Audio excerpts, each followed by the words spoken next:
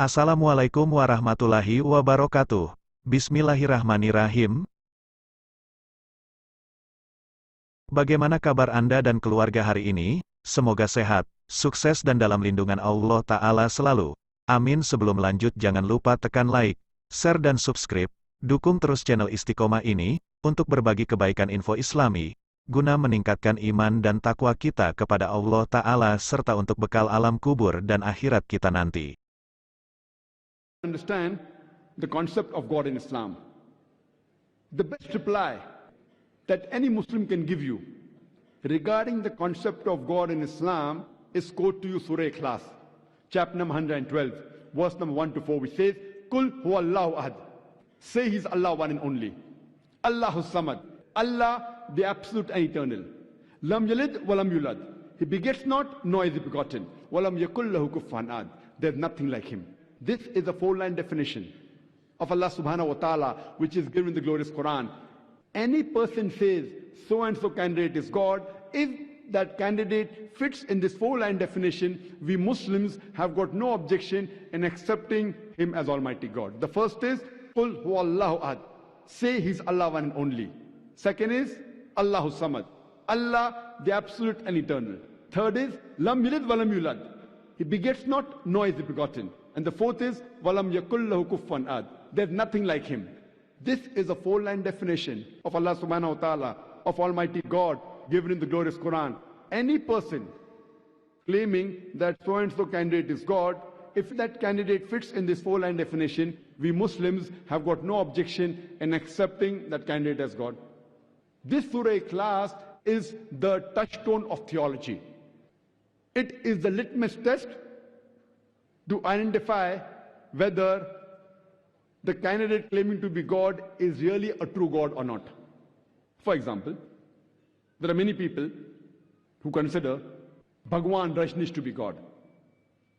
In question and answer time, there was a Hindu who told me, the brother Zakir, we don't consider Bhagwan Rajneesh to be God. The Hindus don't consider him to be God. I said, never did I say that Hindus believe him to be God. I've read the Hindu scriptures. Nowhere do the Hindu scriptures say that Bhagwan Rajneesh is God. I said many people consider Bhagwan Rajneesh to be God.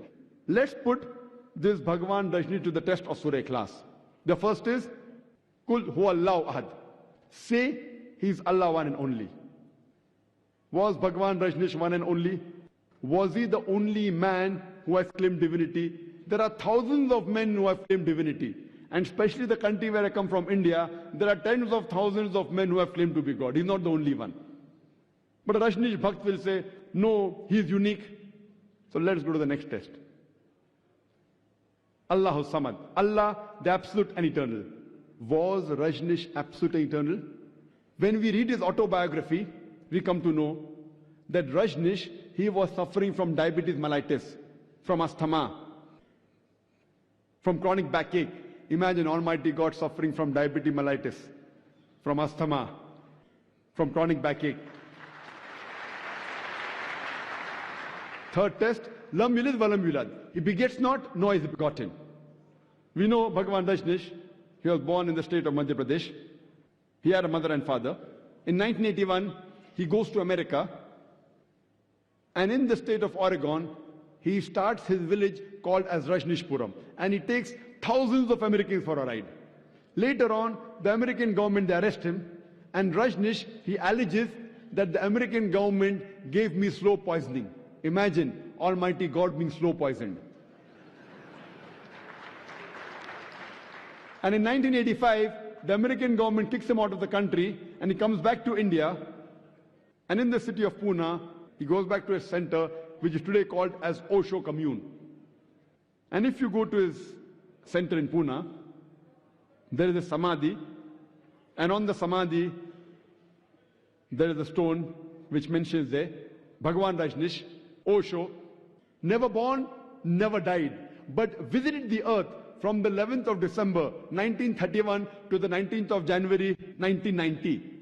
Never born, never died, but visited the earth from the 11th of December 1931 to the 19th of January 1990. They forgot to mention on his samadhi that he was not given visas to 21 different countries of the world. Imagine Almighty God coming on this earth to visit the earth and requires visa to go to different countries. And the Archbishop of Greece said, if you don't remove Rajneesh out of this country, we'll burn his house and the house of his disciples. And the last test, وَلَمْ يَكُلْ لَهُ كُفًّا أَحَدٌ. There's nothing like him. The moment you can compare God to anything in this world, he is not God. وَلَمْ يَكُلْ لَهُ كُفًّا أَحَدٌ. And we know Rajneesh, like the common human beings. He had 2 eyes, 1 nose, 1 mouth, white beard, 2 hands. The moment you can compare God to anything in this world, he is not God. وَلَمْ يَكُلْ لَهُ كُفًّا أَحَدٌ. For example, someone says that Almighty God is 1,000 times stronger than Arnold Schwarzenegger.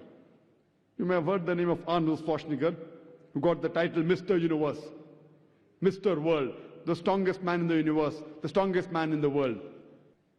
The moment you can compare God to anyone, whether it be Arnold Schwarzenegger, Dara Singh or King Kong, whether it be 1,000 times or 1,000,000 times, the moment you can compare God to anything in this world, he is not God. وَلَمْ يَكُلْ لَهُ كُفًّا أَحَدٌ. There's nothing like him. This is a 4-line definition of Allah Subhanahu wa Ta'ala, of Almighty God, given in the glorious Quran. Any candidate says that he is worshipping so-and-so God, if that candidate fits in this 4-line definition, we Muslims have got no objection in accepting that candidate as God. And this is exactly what is mentioned in the other religious scriptures, as is mentioned in the Quran, that we have to believe in one God. He has got no idols. He has got no images. You have to worship him alone. He has got no parents. He is neither born, neither does he beget. He is absolute and eternal. This is common in all the religious scriptures. Time does not permit me to speak of other religions. If you see my lecture, Concept of God in Major World Religions, besides Islam, Christianity, Judaism and Hinduism, what I spoke today, there are similar messages given in the other religious scriptures of Parsiism, that is Zoroastrianism, Sikhism, somewhat similar.